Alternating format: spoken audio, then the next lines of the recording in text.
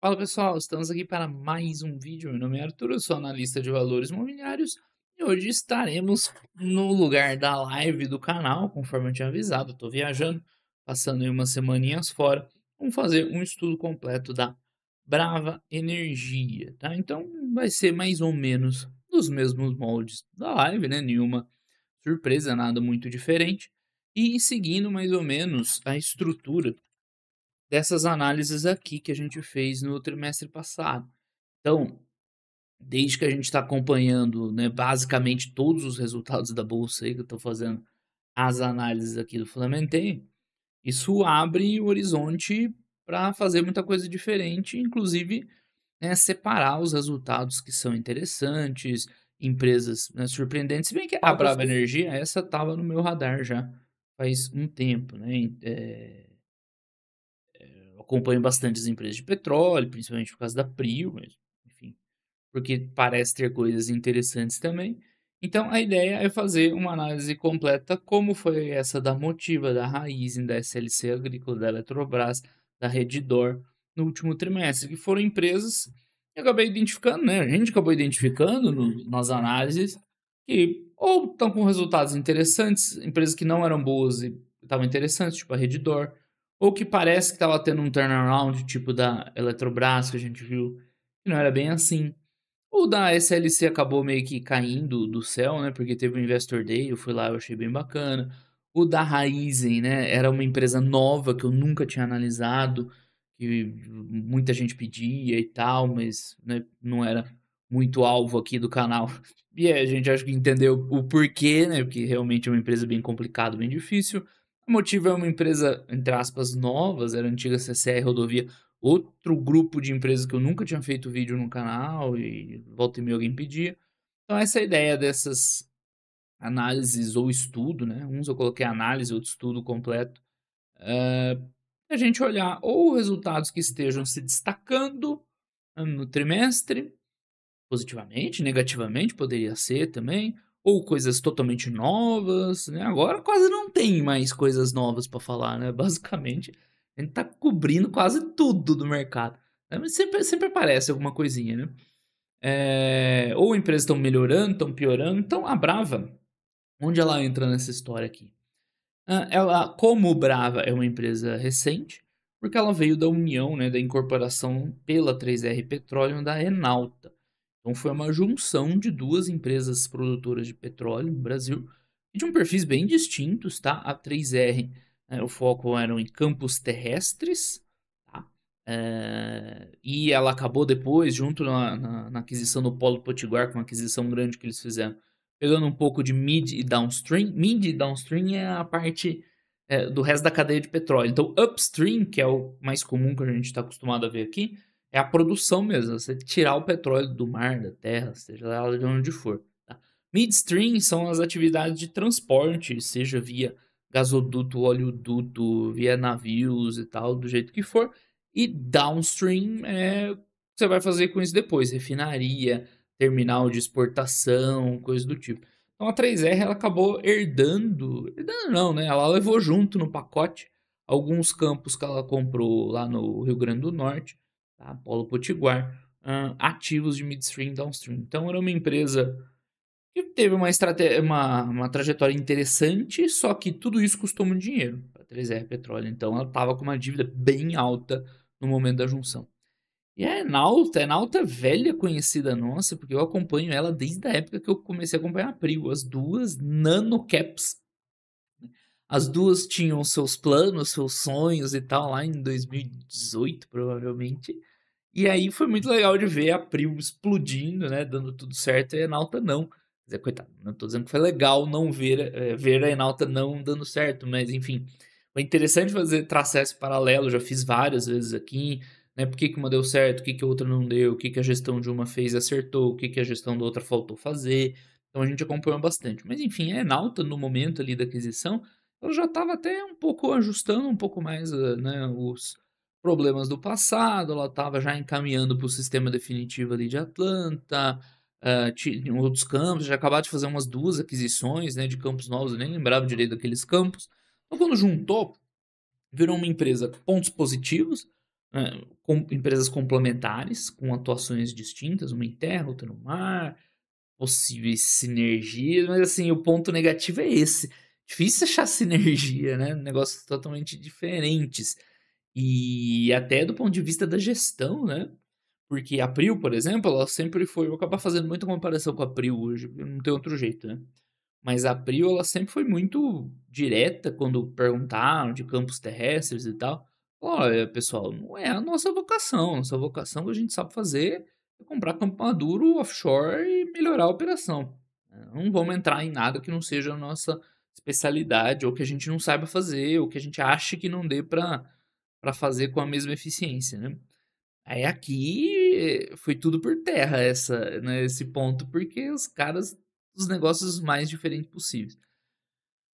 Então ela tinha vários desafios, principalmente os 2 principais campos produtores ali da Enalta não, agora já da Brava, tinham certos problemas, então Atlanta foi um campo é o principal campo era da Enalta, né, acabou ficando pra Brava. Era um campo que faz anos que a Enalta tem, que ela não tem uma produção estável, ela perfura pulso, depois o pulso para, ela ficou num sistema provisório de produção durante anos, e agora instalou o sistema definitivo, com a capacidade um pouco maior e tal. Então, um grande desafio é fazer uma produção estável sem dar os problemas que deram no passado. E o outro campo é o de Papa-Terra, que veio de uma aquisição recente, acho que da 3R, se não me engano. Tá? E ele tinha vários problemas operacionais. Antes deles assumirem o campo, o índice de eficiência era de 30%, ou seja, ele estava produzindo, né, de uma maneira geral, ele estava produzindo só 30% do tempo. Então, grandes desafios, fora né, botar para rodar ali os campos terrestres, que exigem mais manutenção, mais cuidado e tal, né, não é igual o offshore. Então, é uma empresa com muitos desafios. Por outro lado, qual que é o grande ponto, né, ela tem um potencial muito grande. Então a gente já vai ver sobre a produção da Brava, é uma produção alta, tá. Hoje em dia tá a produção tá meio parecido com a da Prio, inclusive, né. A empresa vale 8 bi de valor de mercado, então, mesmo se pegar a Prio na draga que tá a cotação dela agora que eu tô fazendo esse vídeo, né, tá uns 30 bi de reais, pode pensar: "Pô, a empresa vale 25% da Prio, tá produzindo a mesma coisa, né, então, ó, tem um potencial imenso". Ao longo do vídeo a gente vai ver que não é tanto assim, mas sim ela tem um potencial. Sim, a Prio também tem potencial, né, porque esse valor da Prio também é baixo. Por quê? Porque, esses 90.000 barris que a Brava tá produzindo hoje, né, que é bem perto, assim, do que a Prio tá fazendo, eles não são com a mesma eficiência. Então, como a Brava tem campo terrestre, campo, né, onshore, tem esses ativos midstream, downstream, ela não é empresa super eficiente que a Prio é, por exemplo, né, usando essa comparação. Não é que a Brava tenha que ser melhor que a Prio para compensar, tá, pessoal? Não é isso que eu tô querendo dizer. Mas, como é uma empresa que a gente já fez milhares de vídeos, a Prio, a gente sabe ela de trás para frente, frente para trás, é um bom paralelo para traçar aqui com a Brava, né. Então, por exemplo, as margens da Brava, mesmo mais recentemente ali, nesses trimestres mais fortes, o resultado tá entrando bem e tal, 30% de margem bruta, a margem EBITDA até ficou alta, depois eu vou ver se esse número tá ok aqui. Mas ela não tem a mesma eficiência da Prio, tá. A Prio tem uma eficiência muito maior, porque a Prio só tem os campos que produzem muito e são muito rentáveis, né. Então, nossa, no caso aqui não vai dar muito certo fazer essa comparação, porque o momento da Prio também não tá ajudando muito, né, com as paradas dos campos e tal. Mas pensa assim, a Prio é como se você tivesse uma mesa só com filé, só tem o filé, ela quando tudo tá certo, né, agora um monte de probleminha lá que ela tá resolvendo. E a Brava é tipo, é um churrasco completo ali, tem um filé, tem uma picanha, mas tem a linguicinha, tem uma carninha mais dura ali e tal. É bom no geral, assim, é legal. Só que a Prio como se fosse só carne nobre na mesa, né, na Brava já não é tanto. É por isso que mesmo tendo produções parecidas, né, não dá pra colocar as 2 ainda no mesmo patamar de rentabilidade, geração de caixa e tudo mais. Outra coisa, a Brava ainda tem uma dívida, né, razoável, embora se der tudo certo, se ela acertar a mão, continuar assim, ela já acertou a mão. Quem acompanhou os últimos vídeos que eu fiz da Brava e tal, né, esse aqui é relativamente recente, acho que sim. Vai ver que, tipo, eu falava muito isso, a Brava precisa se acertar, precisa acertar a mão, porque tinha esses ativos que davam muito problema, precisa decidir estrategicamente o que ela quer fazer da vida, porque o pessoal uma época botou à venda os campos, depois voltou atrás, falou: "Não, vamos vender a parte midstream, downstream, buscar parceiro, agora estão querendo operar". Então, dá a impressão que eles estavam meio perdidos ainda, qual é o nosso caminho, né, e agora resolveram: "Não, é isso mesmo, vamos tocar tudo que a gente tem aqui". Então parece que ela acertou, decidiu o que ela quer fazer. Aparentemente, o sistema definitivo de Atlanta está indo bem, tá? Papaterra melhorou bastante a operação depois que eles pegaram, assumiram, teve um tempo de paralisação lá grave. Então ela tá acertada. Então, continuando nessa toada, né, a desalavancagem dela vai ser bem rápida. Né? Ela chegou a ter 4 vezes, né, dívida líquida e EBITDA, mais ou menos. Já está 2 vezes e meia já, porque ela vai gerar muito caixa. Claro que, né, muito efeito do EBITDA subindo, mas também ela vai gerar caixa para desalavancar rápido. Mas hoje a empresa tem 12 bi de dívida, né, então tem mais dívida que o valor de mercado dela, tem que levar isso aí em conta. Dito tudo isso, nossa, eu já tô como se eu estivesse fazendo um vídeo aí concluindo, né. É interessante o potencial da Brava, então com certeza que ela tem um futuro legal pela frente, tá. Mas cuidado com essa comparação, ainda não tá na hora de compará-la com a Prio, tá, pelos motivos que a gente já vai ver. Ela também tá apanhando muito do mercado, parece que o mercado tá nervoso com as empresas de petróleo, né, porque a própria Prio tá num valor, assim, ridículo. No ano que a Prio anunciou lá, Peregrino, um ativo enorme, que vai dobrar a produção da empresa, né, os caras estão pagando um valor muito baixo, né, na empresa. E é uma empresa excelente, né, 30 bi, pô, é sacanagem a Prio ter esse valor. E o valor da Brava também tá baixo, tá. Mas não é porque uma é 30 e outra é 8. É isso que eu quero que vocês tenham em mente. A Brava tem os motivos dela valer bem menos que a Prio, tá? Mas acho que as duas estão, assim, né, num valor bem abaixo do que elas deveriam. Mas acho que deu para dar uma geral aqui. Vamos dar uma olhada na apresentação da empresa. Bom que ela tem uma apresentação bem grande. Ela tem duas apresentações no site aqui. O Brava Day, que é de agosto, que eu estou mostrando aqui, que é maior, né, mais informação, tá em inglês, não tem problema. E tem uma mais recente ainda de setembro, mas é mais enxuta. Vamos nessa do Brava Day, que eu acho que tem mais detalhes pra gente comentar e não tem tanta novidade assim nessa apresentação de setembro, tá? Já tem dados mais recentes de produção, mas eu falo a hora que for a hora, beleza? Então vamos dar uma olhada aí nessa apresentação da Brava para a gente, né, conhecer mais detalhes e poder assim explorar um pouquinho mais a empresa, tá? Beleza, deixa eu tirar aqui e vamos embora. Bom, tá em inglês, tá, pessoal? Né, sem estresse aqui, não tem como a gente ter problema com isso, né? Então, o que que aconteceu, né, desde que a Brava, né, foi criada, originada, né, da junção lá da 3R e da Enalta, né. Então esse foi muito importante mesmo, porque a Atlanta é o principal ativo produtor da empresa. Você vê que ela está produzindo já na faixa de 90.000 barris por dia, é bastante, né, igual eu falei, é quase a produção da Prio, tá. Então é uma produção robusta, vai gerar muito caixa, muito EBITDA para a empresa. E Atlanta faz mais da metade não, desculpa, quase a metade dessa produção vem de Atlanta, sendo que ela tem um monte de ativo, que a gente já vai ver. Então Atlanta é realmente muito importante. Foi importante, concluir esse sistema definitivo, porque antes o que tinha, né, tinha um navio lá FPSO, que era temporário, tinha uma capacidade menor, tinham poucos poços ligados, então produzia Atlanta 20.000, 20 e poucos mil barris, quando estava com problema menos que isso, às vezes ficava parado, com problemas, é muito pouco, e agora está produzindo quase 40.000 de uma maneira estável, então foi muito relevante para a Brava, né. Outro ponto, né, que eu já falei ali na introdução, Papa-Terra também, né, é um campo grande também, produz bastante, offshore também, no mar, e quando ela comprou cheio de problemas, a empresa está conseguindo colocar aí com mais de 85% de eficiência. Acho que já está mais de 90, tá? Dado mais atualizado. Então, recorde de produção em agosto já bateu o recorde de novo, tá? Já foi mais de 92.000 barris. Legal. E com o tempo vai vir uma redução no lifting cost, que a gente já está cansado de saber, né? Como esse mecanismo é importante, né? Para a geração de valor de estudar a Prio e otimizar o CAPEX, porque essa fase de Atlanta e tal necessitou muito investimento, fora as aquisições, né, que foram feitas antes da fusão. foi muito investimento e contribuiu para essa dívida aí estar um pouquinho mais alta, né. Então, os últimos anos bastante capex entre aquisições e esse principalmente esses 2 campos aqui, tá. Então a empresa está tentando administrar a dívida, tem uns créditos lá do FPSO de Atlanta, as sinergias da fusão, o resto mais, né, são coisas não tão relevantes. Mas isso aqui é importante, né, parece aquela conversinha lá: "Ah, não, fortalecer a cultura e tal", mas isso aqui é muito importante, porque na época da Enauta era uma cultura ruim de trabalho, vivia parando, vivia com problema, e não é tipo Capril, assim, ah, parou um poço lá, caiu um pouquinho a produção.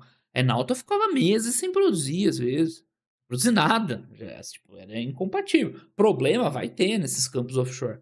As bombas submersas lá, uma hora ela para de funcionar, você tem que ir lá e trocar.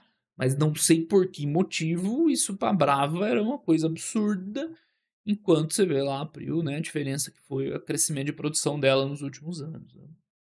Então a EBITDA já tá na faixa de $1 bilhão trimestral, tá. Então bem legal, né, projetando aí uns $4 bilhões no ano, uma coisa assim. Então, um valor expressivo. Esse valor aqui que a gente tem na nossa tabela já está bem defasado, porque ainda não tinha a produção de todos esses ativos, principalmente ali Atlanta, Papa-Terra produzindo melhor. Então, você pode esperar que vai fechar o ano muito mais forte que isso aqui. A hora que rodar um ano completo dessa produção, né, estabilizada, que eu acho que foi agora, na metade do ano. Esse vídeo aqui de análise da Brava, já era para eu ter feito faz tempo já. Só que eu estava esperando justamente ela terminar tudo, pra gente fazer o processo já finalizado, completo, né, e não ficar dependendo de outras coisas que podia acontecer ou não. Então, é simples fazer a conta, né, mais ou menos $1 bilhão por ano vai dar uns 5 bi de reais aí, forte, né. É isso aí, né, $1 bilhão, conta bem por cima. E talvez mais, né, porque, enfim, essa produção ainda está em ramp up, eles estão comentando bastante que eles estão no meio da trajetória de redução de lifting cost, então o EBITDA dela vai saltar, tá, vai saltar bastante aí nos próximos resultados. Agora vamos dar uma olhada ali nos ativos da empresa, então vamos por partes. Começando aqui com a Atlanta, que é o principal. Nossa, ainda teve isso, né? Eles venderam ainda 20% de Atlanta no meio do caminho. Cara, a Enauta não precisava vender 20% de Atlanta. Enfim, geralmente você faz isso para levantar dinheiro ou reduzir um custo exploratório e tal. Nossa, velho, as decisões de gestão da Enauta são bem complicadas. Só para vocês terem uma noção, a gente já vai chegar lá na produção de Atlanta. Acho que vai demorar ainda. Mas tá produzindo hoje uns quase 40 mil barris, tem mais poços para ligar, vai ficar perto ali dos 50, tá. 50 é a capacidade máxima do sistema produtivo de Atlanta. Eles poderiam ter construído um sistema produtivo com capacidade de 80, tá. Eles que decidiram fazer um de 50. É só para falar para vocês o nível de decisão que a empresa tinha no passado. Depois pra terra, isso aqui é a participação em alta, tá. Eles têm 62%. Parque das Conchas, que é mais recente. Manati já é velho conhecido também, né?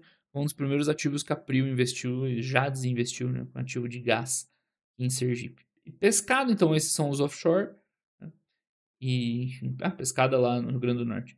E onshore são 2 polos, tá? Essa é a diferença. Então, Potiguar, que é toda essa região aqui, ó, pega Ceará, Rio Grande do Norte, e Recôncavo, que é um pedaço grande ali da Bahia e tal. Então, quer dizer, essa parte aqui é a infraestrutura de downstream, né, que tá pintada. Mas o onshore não é um poço, aqui são trocentos poços, tá? É uma região grande que tem vários poços. Os poços são mais simples e tal, só que são muitos, né? Porque eles vão drenando ali dos reservatórios. Então,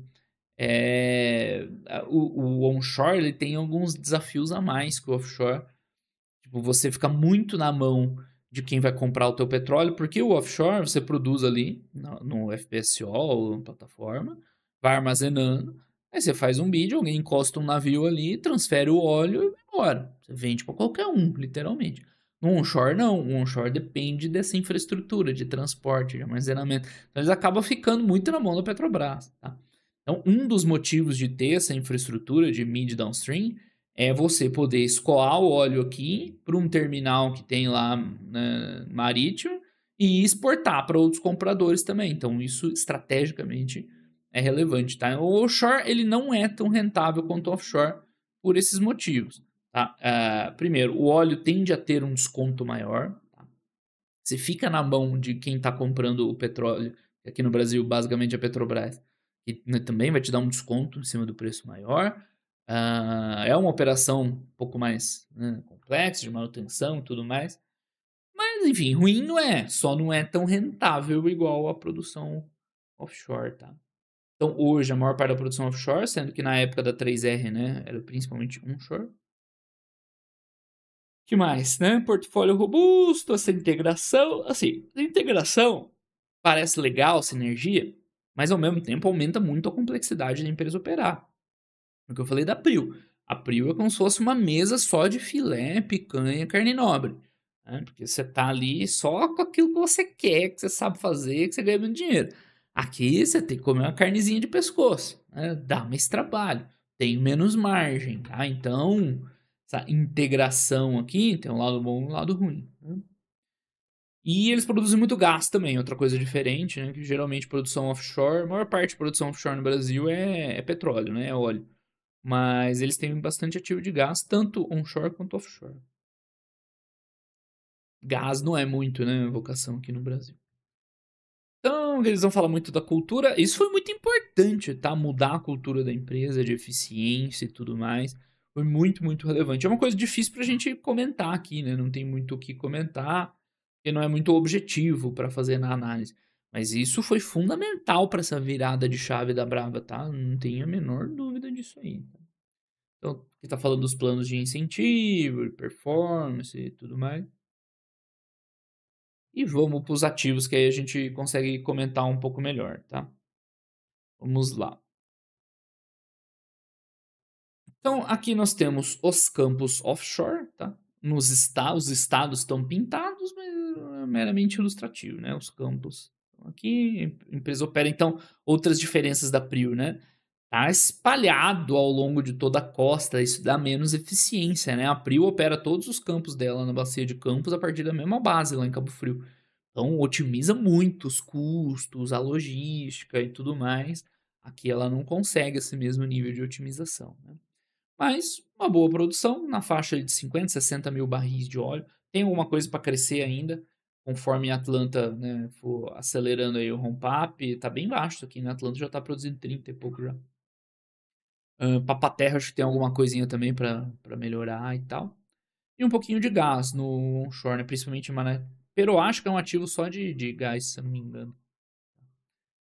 Ou pescado, agora não lembro. Muito ativo aí.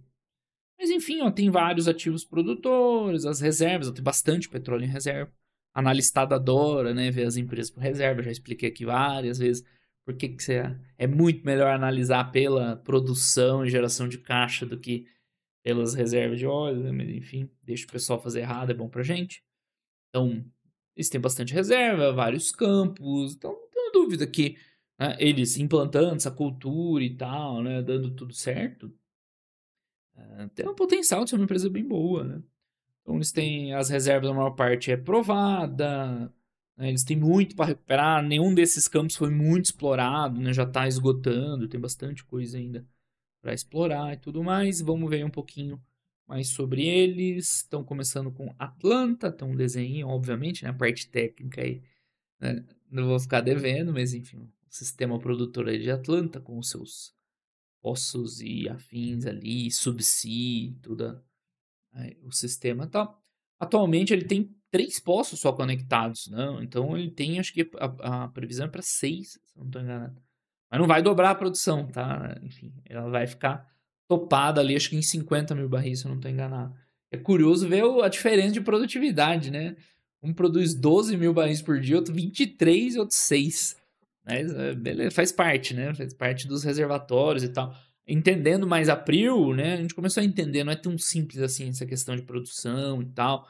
Depende muito, depende do planejamento para explorar o reservatório, em quanto tempo você vai, né, explorar ele para ter o máximo de rendimento possível. Às vezes é melhor, né, não abrir muita produção rápido para não depletar ele tanto. Tem toda uma estratégia, né? Não é um negócio simples, simplista assim, tá? Mas enfim, tá produzindo 30 e poucos, quase 40. Eu não tenho certeza se isso aqui já é a parte. Aparentemente é 100% do campo. Aí tem que lembrar que eles têm 80 só, né? Então né, a parcela que é da Brava é só 80% disso. Mas já tá aí batendo os 70, se eu não me engano, né? O último mês ali já veio uma produção até um pouquinho maior. Na verdade, já tem 6 postos produtivos. Ah, ou esses 6 é os que vão ser, enfim. Veremos ainda, mas tem mais alguns campos para entrar. Esses 2 postos entraram agora só em julho. Então a produção ainda está crescendo, tá? A produção em agosto da empresa como um todo foi de 92 mil barris. É bastante, né? Bastante coisa. E aí vai ter uns detalhes técnicos do reservatório, né? É um reservatório de óleo pesado, né? Então a margem tem um desconto maior, tal. Enfim, isso aí a gente já viu na época da Enalta. Deixa eu ver se tem alguma coisa diferente. Eles não tiram gás. É um óleo bem pesado, né? Bem viscoso. Mas ele tem uma qualidade. Lembrei que tinha uma coisa legal. Mas ele tem um ponto bem positivo que é ele tem pouco enxofre. Então tem algumas características lá que dão um valor para o óleo. Uma importante é essa viscosidade. Quanto mais pesado, menor o valor, que é ruim. Mas uma outra característica importante é o teor de enxofre deles é bem baixo, né? O reservatório parece que é bom e tal. Isso aqui ó, tem muito ainda para produzir. É curioso, né, que fica perto dos campos da Prio. Olha como é que a Prio é otimizada, né? Então você tem polvo aqui, tá pequenininho, né? Só para quem tá vendo no computador ou na TV consegue ver. Tem polvo que tá junto com o tubarão martelo, peregrino que eles acabaram de comprar, tá aqui do lado, os outros não são muito longe daqui. Então a Prio concentra tudo pertinho, enquanto da Brava é ao longo da costa brasileira, né? Então, tem aí uma visão ali técnica do poço. Aí vai ter mais a fase 2, que vão ser mais 2 poços horizontais em 4 fases. E aí deve aumentar a produção ali perto dessa capacidade máxima do FPSO, eu imagino, tá? Não achei tanta informação sobre meta de produção futura de Atlanta, mas né, vai principalmente reforçar o sistema produtivo todo, né? Aqui é o subsídio, um monte de linhas novas e tal. Então, enfim, vai mais do que aumentar, deve aumentar a produção, né? Mas não é tipo pra aumentar muito a produção, mas é para manter aí a saúde do campo como um todo. Papa Terra, olha só, na época então 3R, né? Agora Brava, é o campo que eu falei que tinha uma dificuldade operacional muito grande, né? Ele tem um FPSO e uma plataforma flutuante, 6 poços também, e tem uma boa produçãozinha lá também, 20 mil barris, né? Produção sólida. Lembrando que eles também têm, acho que 2/3, né? 60 e poucos por cento do campo só. Então, foi muito importante, né? Todo o trabalho de eficiência operacional da empresa e tal, para botar o ativo para funcionar e tal. Era um ativo que meio que ninguém queria. A própria Prio falou que não se interessava por Papa Terra e tal. E eles conseguiram botar minimamente para funcionar. Aí tem mais alguns postos para ligar, tipo um tieback. Tá? E no futuro, né, otimizar essa exploração, essa produção, desculpa, para né, otimizar ao máximo aí a produção dela para o futuro. Então, aqui parece que eles acertaram. Então, ano passado deu problema, ficou interditado, né? Quase parou. É isso que eu falava, que a Enalta tinha um histórico muito ruim, assim, né? Ficava tempo, ficava Enalta durante muito tempo, só tinha Atlanta produzindo. E um pouquinho de Manati lá. Aí ficava Atlanta parado um trimestre inteiro, não entrava resultado, né? Era horrível. Hoje a gente não tem um histórico da Enalta, né? Porque ela deixou de existir a empresa. E esse histórico aqui é da 3R, tá? Quando incorporou as duas. E como a Nauta foi incorporado pela 3R, ficou o histórico da 3R. Mas já está minimamente estável, com uma eficiência já bem boa, bem razoável, né? Ideal ser acima de 90 e tal. Mas, enfim. Bom trabalho que a empresa fez aí em Papaterra, né? Coladinho em Peregrino, curiosidade. Próxima estrela da Prio aí, né? Ah, como é que é? Porosidade. É um óleo pesado também, Papaterra. De bastante viscosidade. Também tem, parece que bastante reserva e tal. E tudo mais. Parte técnica, os poços, afins. Eu acho legal, eu aprendi a gostar dessa parte técnica de petróleo. Enfim, eles também estão, né, revitalizando lá, vão fazer novas perfurações. Isso aqui acho que ainda vai ser feito. Tipo um tieback com poços um pouco mais longe ali de onde estava. E, enfim, são os dois principais ativos da empresa, os destaques. E a empresa tem que ser justo, reconhecer, ela fez um belo trabalho em deixar a Papa-Terra produzindo legal e botar a Atlanta para rodar, por enquanto sem grandes paradas, funcionando aparentemente bem. Lembrando que, né, eles acabaram de implementar, né, a parte, o sistema definitivo de Atlanta, né? Mas até agora tudo bem, né? E é isso aí, né? Dois bons, só esses dois ativos já a Brava já seria uma empresa interessante. Agora vamos ver a parte onshore da empresa, né? Produção terrestre. Tá? Então é o maior operador do Brasil. A parte onshore da Brava é maior que a PetroRecôncavo inteira, tá? Além de ter essa integração ali do mid e downstream. Né? Enfim, então aqui é de onde vem a produção onshore, é 30% da produção da Brava, né? A parte de gás. Oh, desculpa. A Brava produz 30% da produção de petróleo do Brasil. Não é isso que o gráfico está dizendo, né? Isso aqui é a produção total dela. Enfim, ficou meio confuso isso aí. Acho que a produção da Brava, sendo que 30% vem de onshore, né? Mas ficou meio esquisito desse jeito, assim. Então, aquilo que eu falei, né? O óleo tem que escoar pelos pipelines, né? Pelas linhas os oleodutos. Então, você acaba ficando dependente ali. Por isso que foi estratégico ela adquirir esses ativos, né? E ter esse acesso com um terminal marítimo, né, para poder exportar, ajuda muito a não depender da Petrobras, porque a princípio, o que pareceu, eu nunca, né, entendi muito de petróleo onshore, mas a princípio a Petrobras metia faca neles, né, e fechava contratos com um grande desconto, porque se não fechasse com a Petrobras, não tinha quem comprasse, basicamente, eles conseguiam vender para terceiros.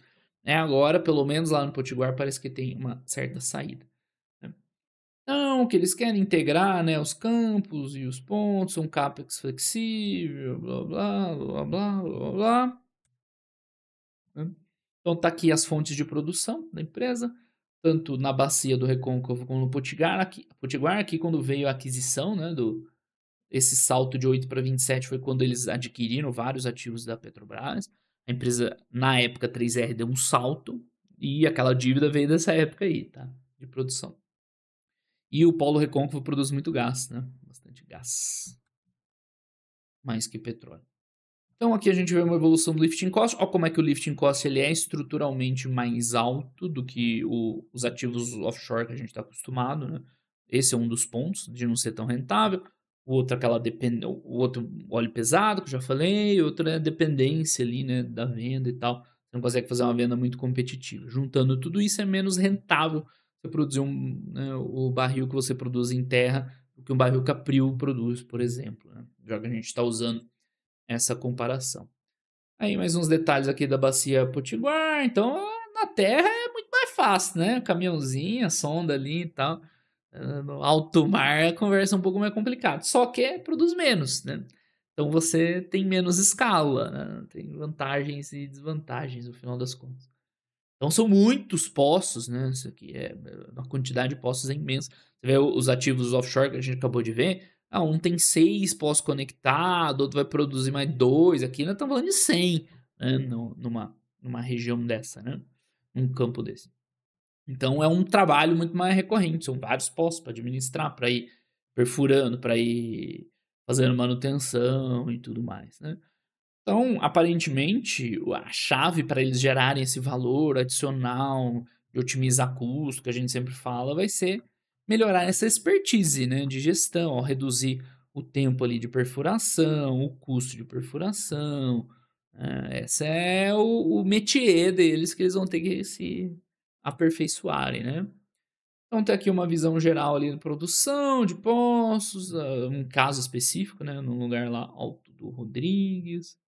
Custo por poço, é bem menor, né? Você está falando de $1.000, né? E não milhões como um CAPEX ali de uma Prio, até bi, né? O Arrush que chegou perto de 1 bi de CAPEX. Aqui é $1.000, né? É mais barato. mas alavanca menos, né. Então aqui a gente vê a produção,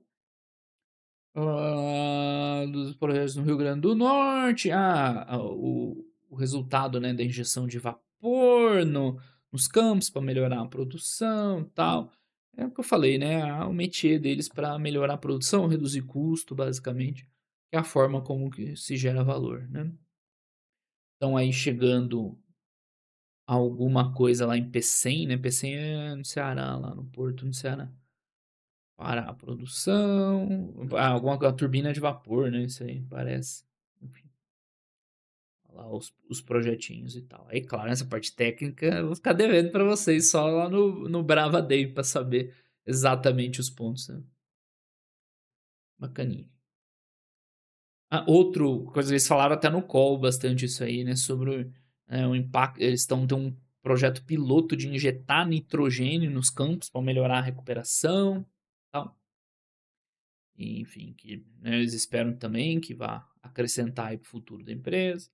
O pessoal perguntou, eles devem ter falado do Investor Day, aí os analistas perguntaram sobre isso, umas 2 perguntas no call. Quando vai começar, se tá dando resultado e tal. Enfim, isso aqui é a produção mais ou menos, né, de petróleo da empresa, depois aqui da aquisição lá de Potiguar, fica nessa faixa, 22, 23 mil barris de óleo dia, né, medida padrão que a gente tem de produção. A notícia ruim é que não tem evoluído muito, né, então, pensando um pouco ali no histórico da Prio, como ela gerou valor, né, ela comprava um ativo, ela fazia 2 coisas, reduzia muito o custo de operação, né, rapidamente e ao longo do tempo, né, uns demorava mais, outros menos, ia aumentando a produção, perfurando novos poços, fazendo o que precisasse ser feito. Então, esses poços em terra, parece que não é a mesma coisa, que você não tem essa capacidade de gerar valor, ou que pelo menos não está acontecendo. Porque a produção a gente não vê subindo. Teve um gráfico lá para trás que a gente viu redução de lifting cost, né?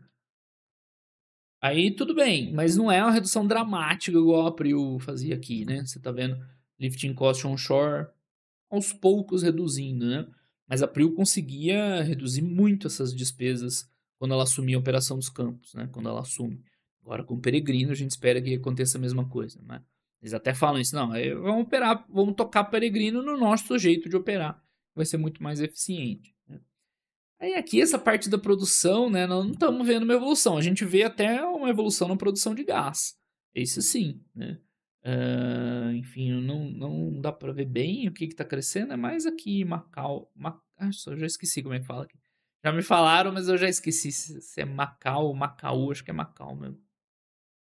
Nos principais ativos produtores de gás, esse ainda tudo bem, né, esse você vê um crescimento, né, bom aí de produção, de 227 quando eles assumiram para 360. Mas no óleo não saiu muito do lugar, né, então, né, não é a mesma coisa, por exemplo, a Prio está fazendo com as suas aquisições offshore, né. Então a produção de gás, essa sim está indo bem, em especial nos últimos, né, trimestres, meses aí que, aumentou bastante a produção, legal. Vamos ver se ela consegue botar essa curva para cima no óleo também, né. Aí seria bem interessante, geraria muito valor, tá. É, o que tá falando, dataset, operação integrada, centralizada, automatizada em alguns pontos, né, e tal, que é bacana. O monitoramento via drones, olha lá a bombinha de petróleo legal que você vê nos filmes e tal. Tem no Texas lá um monte dessas. Aqui no litoral nordeste aí do Brasil, né? Ali no Ceará, Rio Grande do Norte. E na bacia do Recôncavo, também que produz muito gás, né? Tá crescendo um pouquinho a produção de gás, deu esse up rápido, e agora tá aumentando até um pouco, né? No gás, né, até o trabalho ali dos ativos da 3R parece até que foi um pouco melhor, né? No óleo também subiu, estava na trajetória de subida, depois caiu um pouco. Então o onshore, pelo menos para mim, assim, não parece coisas muito tão interessantes assim, né? Com a taxa de retorno tão favorável. Vamos ver no futuro se a empresa consegue otimizar isso aí, né? Mas no gás até que melhorou bem, né? Ou com novos poços, né? Aqui, ó, eles estão dizendo por que que cresceu, né? Melhorando as operações aqui, começando outros poços lá, né? Reabrindo alguns poços. Então, dá para dizer que no gás foi feito um bom trabalho, né? No óleo não cresceu tanto. Então aqui os próximos passos, vão construir ali mais uns aquilo, mais uns assado. O lifting cost também reduziu um pouquinho mais, né, nessa bacia do Recôncavo. Aí de 23 para 14, né, tá, 37% é uma boa redução. Né? Então aqui, talvez uma geração de valor um pouquinho maior, né? As revitalizações. Sinceramente, eu não sou a melhor pessoa para explicar o que está acontecendo aqui. Para mim tá bem parecido isso aí, mas tudo bem. Com certeza, né? Deve ter melhorado. Tem as oportunidades, e tem bastante reserva no onshore também. Enfim, novas tecnologias para explorar, né? Botar vapor, injeção de nitrogênio, tratamento ali de água para injetar, reinjetar, polímero, nitrogênio, enfim. E, né, também tem bastante potencial para produzir muito óleo ainda, né? Mas tem mais oportunidades para aumentar a produção que eles estão avaliando e tal. Até agora nada muito relevante, mas sim. Aí vamos entrar na parte do mid e downstream, né? Aí, enfim, essa é aquela parte que eu falei que no começo parecia que a 3R Mig não sabia bem o que fazer. Eles até falaram uma época sobre vender, né? Ou vender, ou achar um parceiro para operar, porque provavelmente deve ser uma atividade totalmente diferente, né? Você produzir o petróleo e operar uma refinaria dessa aqui. Mas recentemente, aparentemente, eles querem, né? Assumir isso aí e falar, não, vamos tocar, vamos fazer funcionar. Então falaram bastante no call sobre começar a otimizar essas refinarias aí e melhorar, né, a rentabilidade e tudo mais, né? Aqui o que sai da refinaria é produtos bem pesados, né? Porque o óleo que entra nesse óleo onshore que ela tem, e que tem no Brasil ali, né, de outros operadores também, é pesado, então eles vão vender principalmente bunker, né, que é o combustível para navio, que tem de mais pesado ali das no fracionamento do petróleo, certo? Então a ideia deles é revitalizar, melhorar esses resultados e tal. Até parece que está melhorando bem, né? 2025 em relação a 2024. Para ter mais uma fonte de resultado. Né? A margem baixa, tudo mais, mas beleza, melhora. Enfim, aqui a localização, que é estratégica para pegar aí do mundo inteiro e tal. E escoar, né, para vender as coisas para fora e tudo mais. Então, aqui ó, foi a transição, né? 23, 24 e 25, 26 eles estão querendo otimizar e fazer dar dinheiro, né? Essa operação toda aqui. Né? Então, de onde eles vendem, principalmente, né? Bunker markets, que é esse combustível de navio, óleo bem pesado, um pouco enxofre, parte boa. E esse é o óleo muito pesado, porque tem ainda o óleo pesado, que é mais leve que esse aqui. Né? E os produtos refinados e gás é bem pouquinho. Mas beleza, né? Vambora. Então tá aí para onde eles vendem e tal. Isso não faz muita diferença, pessoal, porque se não vender para eles, vende para outros. Essa é a vantagem de você vender petróleo. Né? Você vende à vontade. Claro que pela especificidade do óleo e tal, se é um óleo bem pesado, não sei o que lá, não é todo mundo que vai querer comprar esse teu óleo. Tá? Então tem sim uma demanda diferenciada, dependendo do tipo de produto que você tem e tal. Parece que o grande produtor desse tipo de óleo aí da Atlanta é Venezuela. Então, agora que tá tendo um monte de confusão lá na Venezuela, tem mais demanda pelos óleos dele, né? As refinarias que trabalham, né, com esse tipo de óleo, né, vão procurar mais. Então, sim, tá? Tem um, não é bem desse jeito que eu acabei de falar. Você vende para qualquer um e tal. Mas também não é igual um produto de marca que se tua marca não tiver no auge do momento, você não vende ali. É mais simples de vender. Não é para dar tanto peso assim para os clientes e tal. Igual esses tempos aí tinha gente perguntando no Fundamentei lá. Nossa, mas não é de se preocupar com as tarifas para Prio nos Estados Unidos. O óleo da Prio, que é mais leve e tal, ela vende para quem ela quiser. A refinaria no mundo inteiro. Não faz diferença. Estados Unidos parar de comprar, outro país compra. Não é totalmente assim, né? Principalmente esse óleo mais pesado, que é mais específico aqui da Brava. Tá? Mas ainda não é tanta importância, tá? Então, ó, tem um spread sobre justamente essa questão aí, né, das características do óleo e tal. Então, vai ter um desconto desse óleo pesado em cima do Brent, que é o preço de referência.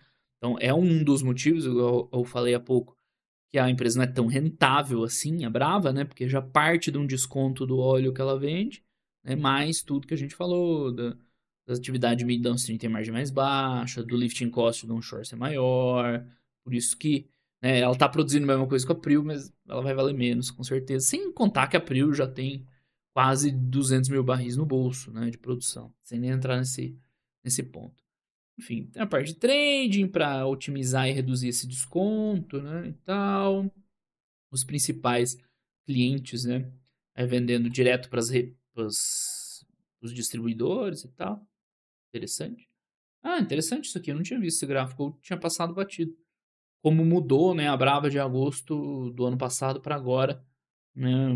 Eles continuam vendendo, né, para Petrobras, Shell, mas aí apareceu o BP vendendo spot, isso aqui acho que é uma trading de óleo, Trafigura, tal, legal. E despachando para outros lugares do mundo. Interessante. Eu tinha passado batido por esse slide. Legal. Então, essa parte do trading também está evoluindo. Nisso sim, nessa parte do trading e tal, eles conseguem, acho que, buscar sinergias, né? Entre vários campos diferentes, olhos diferentes e tal. Mas falando um pouco mais de gás, né? O principal operador midstream, o segundo maior produtor e tal. Eles têm ativos importantes de gás e tal, que uma visão geral do mercado de gás aqui no Brasil, importa muito da Bolívia, importa gás natural, que é feito, né? Mas no Brasil, o lance é que o mercado de gás, né? Vai devagar. É aquela época da TAG lá, a gente acompanhou um pouco, e o pessoal da Indy lá reclama muito, né? Sobre a TAG, que o mercado vai devagar, problema de regulação. Agora a Petrobras está com uns ativos pré-sal que produzem bastante gás, né? Vamos ver se o pessoal. A própria Prio, né? Tá, agora vai. Quando tiver. O quê? Não é Peregrino, é com um Arru, né? Que eles fecharam já uma trade de gás também, um acordo para explorar gás e tal, mas no Brasil ainda é mais complicado um pouco, né? Então, 88% do mercado de gás do Brasil é Petrobras. Ah, aqui para onde vai o gás também, né? Eles conseguiram diversificar, ter um pouquinho mais de resultado. A produção de Manati, enfim. Manati já é um campo bem maduro, tá? Esse já é um campo que está em declínio, até para os padrões da Prio. E, enfim, já está reduzindo essa produção e tal. Gerou muito valor para a Prio no passado, para a própria Nauta, mas agora já está diminuindo bem já. Eles estão tentando otimizar mais um pouco aí, para espremer um pouco mais a produção. Fazer geração de energia associada, data center de crypto mining, muito bom. Oferecer ali o gás para gerar energia dedicada e tudo mais. E tá aí, agora um resumão, isso aqui é bem legal, né? Porque vem um resumo da parte, principalmente da financeira numérica, né? Da história. Então, o ponto-chave né, do case investimento da Brava. Produção de petróleo. Tá crescendo, né? Já tá num nível bem legal e tal. E isso vai puxando o EBITDA, né? Enfim, eles estão esperando melhorar margens, reduzir custo e tudo mais. E, né, beleza. O aumento da produção com mais esse ganho de margem vai se refletir em EBITDA, em geração de caixa. Então, o lifting cost da empresa vem reduzindo, né, não super dramático, mas ok, né? Uns 17, mais ou menos. Você vê como, né? Bem mais alto que o da Prio, por exemplo. Que mais? Mas já tem, né, uma rampa aqui de EBITDA bem relevante. Então, quando fechar um ano já com esses novos sistemas produtores, vai vir um resultado bem forte ali para Braba, com certeza. E mais que tem? Redução do CAPEX é importante, é assim, né? É esperado, porque eles gastaram muito com Atlanta para botar o sistema para funcionar. E agora está reduzindo, né? Ainda vai ter fase 2 e tal, mas um CAPEX menor. Então vai reduzir a necessidade de recursos e sobrar mais dinheiro, principalmente para desalavancar, tá?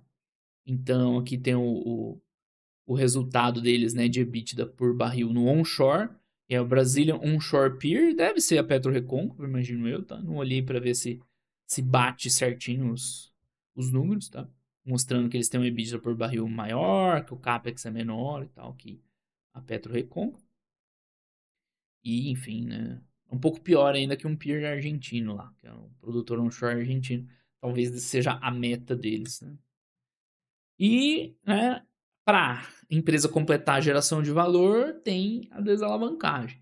Então, tem que aumentar a produção, reduzir custo para aumentar o EBITDA barra geração de caixa, com um CAPEX menor, que a gente acabou de ver, vai reduzir, já está reduzindo, né, a alavancagem, né, de 2 bi de dólar, 1,9, 1,7, né, e deve continuar reduzindo, aí sim a empresa gerar um bom resultado, uma boa geração de caixa daqui em diante, né.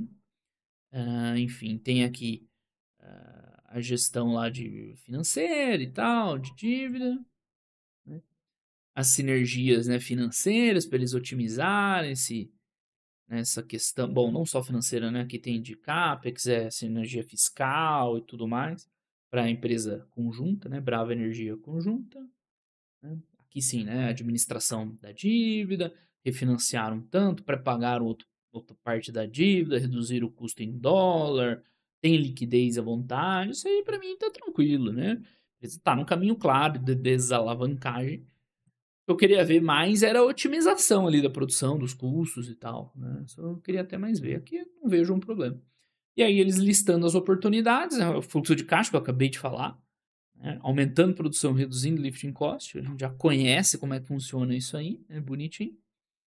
Reduzindo um pouco o investimento, né, e pagando a dívida, né, esse é a tríade aqui do fluxo de caixa operacional, de investimento e financeiro, né, é gerar mais caixa operacional com crescimento de produção, redução de custo, né, para aí com um CAPEX menor, né, ter saída de caixa aqui no fluxo de caixa financeiro para a redução de dívida. Esse é o grande alavanca de geração de valor deles, né. Então, que é um resumo do case, um portfólio robusto diversificado, mas lembra, né? Esse diversificado traz um ponto negativo também. Produção onshore é resiliente, mas não é tão rentável. Então tem suas desvantagens cada item desse, né? Oportunidade de crescimento orgânico e tal, beleza. Mas não tá acontecendo muito, né? Principalmente no onshore. Tem muito petróleo ainda para recuperar nos campos, ok. Já tá desalavancando, ok. A parte de CAPEX mais alto já passou, beleza. Estrutura, né, de impostos e tal, e bem posicionado para juntar tudo isso. Então esse é o último slide da apresentação. Pessoal, não sei a impressão que vocês tiveram da minha apresentação, né? Eu sempre faço ela o mais neutro possível. Mas é claro, que vai ter gente que acha, nossa, o cara acabou com a empresa, e o outro falou, nossa, né, tá emocionado com a empresa. Sempre assim. Cara, de verdade, eu acho que a Brava tem um potencial bem legal. Agora já tá mais que potencial, né? Já tá mostrando números melhores. Tem o que melhorar. Dá para melhorar um pouco a produção, reduzir mais o lifting cost, otimizar aquelas sinergias, melhorar a operação lá do downstream e tudo mais, né? Dá para espremer bem mais rentabilidade disso. E essa é a alavanquinha que a gente falou, vai gerar caixa, vai reduzir a dívida, vai reduzir o resultado financeiro, vai sobrar mais caixa. A empresa tem tudo para virar uma boa geradora de caixa em pouco tempo, né? Acho que em 1 ano daqui para frente, mais ou menos, vai desalavancar bem já e já vai estar gerando um belo caixa com a produção estabilizada no patamar mais alto e ela está num valor baixo para o que ela está gerando de resultado, com certeza. É o suficiente para eu preferir em relação a April? Aí uma outra conversa, né? Que April não só, né, como eu falei, tem só o filé ali na mesa, mas como ela já contratou mais uma rodada de buffet de filé, né? Então, quando encerrar ali a novela de Wahoo, né? Pelo amor de Deus, você resolver logo isso aí. E o grosso de Peregrino, sendo que Peregrino precisa resolver a parada lá também, né? Enquanto eu tô gravando aqui, tá parado. Não sei. Espero que quando vocês assistirem esse vídeo, acho que ainda não vai ter voltado, mas que logo volte, né, a produção lá de Peregrino. Ela já vai estar num outro patamar, já produzindo 200 mil barris, com uma mesma estrutura de custo, né, uma rentabilidade absurda. A Brava tem uma rentabilidade bem mais baixa, por isso que ela vale bem menos, né, fora a dívida, fora tudo mais.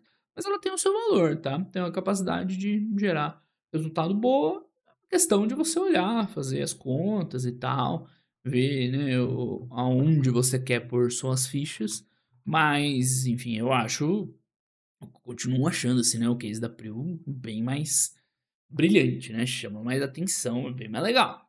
A Brava vai dar certo também, né, que eu acho a Prio espetacular, mas a Brava se não existisse a Prio, eu ia estar achando a Brava uma bela oportunidade de investimento. Basicamente seria essa a conclusão da história aqui. Deixa eu ver se tem mais alguma coisa pra gente comentar. Ó, a capacidade era duvidosa, né, mas agora parece que tá indo bem. Praticamente certa, acho que vamos com calma, né, mas tá indo bem, uma boa Junior Oil, bom dado de produção, verdade. Não tira o brilho consolidado, sim, tem que reconhecer que a Brava fez um bom trabalho, sim, recentemente, né. Atlanta e Oliva, fechamento de essa aqui foi quando ela vendeu os 20%. Cara, por que que eles fizeram isso aqui, velho? Os caras não precisava, vender esses 20% aqui. Hoje já tá com 100% da produção de Atlanta, né, que é o principal ativo da empresa, ela tá só com 80. Ó, os problemas que deu lá com o Papa-Terra, que eles aparentemente, né, resolveram bastante e tal. Na época da fusão, incorporação, né. Enfim, aqui já é o mural da 3R, né. Enfim, Papa-Terra foi bem problemático, parece que essa fase passou. Então é isso, Enalta passou esse período de dificuldade e tal, bacana. Mas se me perguntar, né, não é o mesmo nível de uma Prio ainda, nem de preço, tá, pessoal, não se engane, eu espero que eu tenha tentado conseguido mostrar isso pra vocês, né. Mesmo se a gente fosse comparar o EV, né, a diferença já não ia ser tão grande assim, né, se a gente pegar o Enterprise Value. É que a Prio, nesse momento, também tá com a dívida mais alta, né. A Prio tem uma capacidade de desalavancar muito mais rápido, mas ela tá com uns 20 bi de Enterprise Value, e a Prio, será que tá 80 bi? Não, né. Claro que não, 80. Porque, tipo, o valor de mercado é 4 vezes maior, mas Enterprise Value é 2 vezes maior, né, um pouco mais de 2 vezes maior. Eu acho a Prio 2 vezes mais empresa, né. Claro, falando de um jeito estupidamente simples, né. Então, para pagar 50 bi de EV na Prio, eu pago 50 bi ao invés de 20 bi na Brava, tá? Não tenho dúvida disso, certo? Mas a Brava tem o seu valor. Só ver aqui, análise. A PetroRecôncavo tem o seu valor, né? Quem acompanha, eu fiz uma análise dela no trimestre passado, para quem quer uma cash cow, geradora de caixa. Cadê o videozinho dela? Ah, porque aqui estão as lives, né? Deixa eu puxar os vídeos. Pessoal, veja os vídeos antigos, tá? Eu vejo que o pessoal não assiste vídeo antigo. Não pelos views do canal, eu não tô ligando pra isso. Mas, pô, tem muita coisa boa de aprendizado. São poucos os que eu falo, nossa, tô maratonando o canal, tô vendo uns vídeos antigos. Eu acho bacana isso. Esse vídeo aqui, ó, Petro Recôncavo, virou uma maquininha de gerar caixa e pagar dividendo. Pra quem gosta dessas cash cows, um belo pique aí fora do radar, já que o mercado aparentemente tá detestando qualquer empresa de petróleo, o mercado quer ver, não quer ver pintado nem de ouro. Pra Petrobras, pra Brava, pra Prio, pra PetroRecôncavo, tudo igual. Ó lá, né? Começa a abrir as asinhas, precisa arrumar um pouco a casa, né? Que a gente falou aqui, cuidar do endividamento, mas com essa análise aqui a gente atualiza. Acho que uma visão bem positiva da Brava para o futuro, tá? De verdade.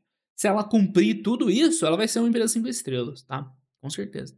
Se ela entregar toda essa melhoria de eficiência e para o crescimento de produção e afins, ela vai ser uma empresa 5 estrelas, tá?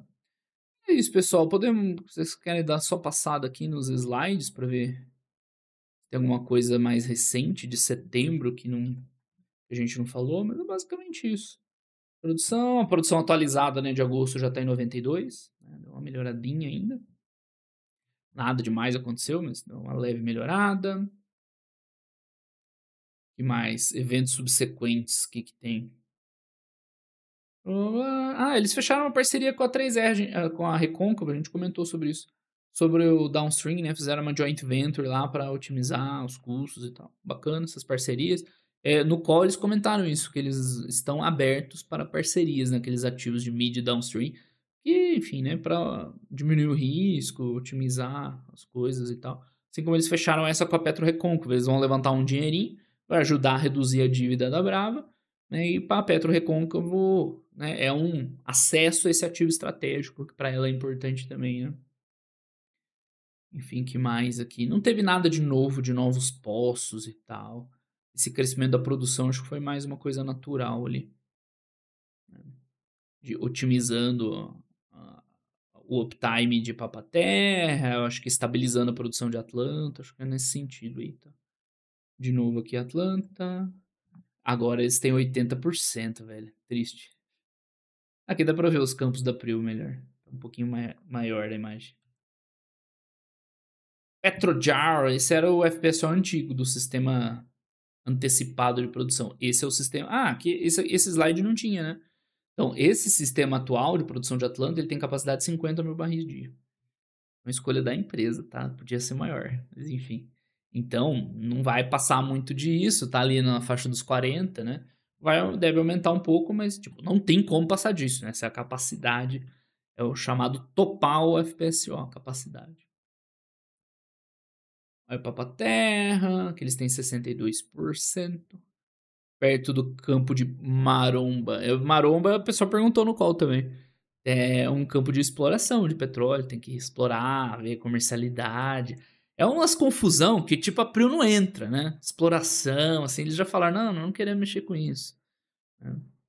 E os caras têm lá.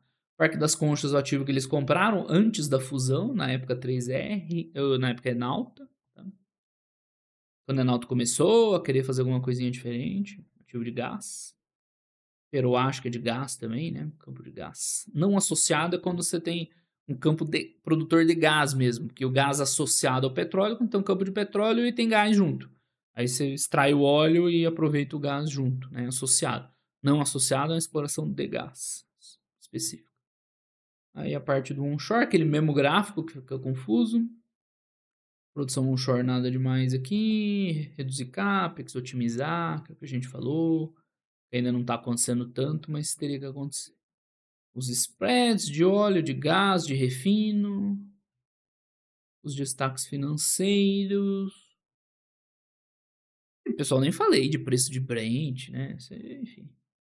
Depende aí do mercado, não depende da empresa. EBITDA histórico, recorde. Isso que eu falei, né? Vai aumentar aquele EBITDA, com certeza. Quer dizer, certeza nós não temos, né? Mas se tudo continuar como está, vai aumentar bem aquele EBITDA para o próximo ano fechado, desalavancando. Estrutura de dívida, de caixa, é mais ou menos igual. Teve um slide útil nessa apresentação, que foi aquele com as características do sistema definitivo de Atlanta. Então é isso, pessoal, para hoje, né? Empresa legal, tá? Empresa boa. É que você tem uma grande campeã, a melhor empresa, né, do mercado acionário brasileiro, fazendo basicamente a mesma coisa. Então ela acaba ficando meio ofuscada, mas é interessante essa nova Brava, com essa mudança de cultura otimizada, igual a gente viu lá, né? Nossa, é uma empresa bem interessante, deixou para trás aqueles anos, né, de muitas dúvidas, muitas incertezas, aparentemente tá tudo certo. Se eles começarem a pisar na bola de novo, aí você reavalia, tá? A gente revê a análise. Mas por enquanto, cara, um bom ativo, vai gerar muito caixa, vai dar muito retorno, isso aí não tem dúvida. Como eu falei, né, se continuar do jeito que tá, certo? É mais uma questão de você preferir, né, investir num ou no outro ativo, mas é uma boa opção de investimento. Na verdade, as três Juniors Oil estão bem, né? Prio não tem o que falar. Petro Recôncavo, um case específico de geração de caixa e tal. Bom. Brava é um bom case também. Tá? Aí tem várias opções para vocês escolherem. Então eu espero que vocês tenham gostado desse vídeo no dia da live. Tá? Em breve a gente volta a fazer as lives normalmente. Tá certo, pessoal? Então por hoje é isso aí. Grande abraço para todo mundo. Até os próximos vídeos. Valeu!